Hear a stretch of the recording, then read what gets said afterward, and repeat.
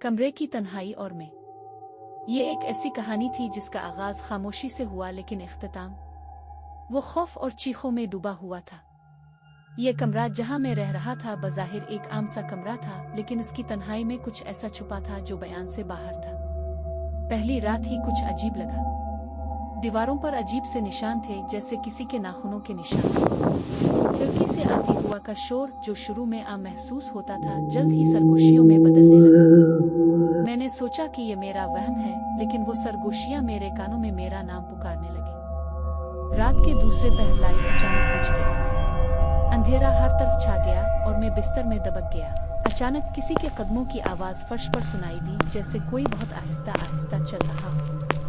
मैंने हिम्मत करके टॉर्च जलाई, लेकिन कमरा खाली था। दिल की धड़कन तेज हो गई। कदमों की आवाज अब मेरे पीछे से आ रही थी। मैंने पलट कर देखा और वहां एक धुंधली सी परछाई खड़ी थी। इसकी आंखें अंधेरे में जलती हुई नजर आ रही थीं।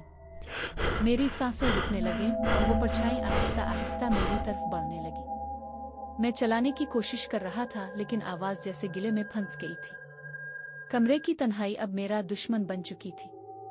वो परछाई मेरे करीब आ गई और उसके सर्द हाथ मेरे कंधे पर रखे।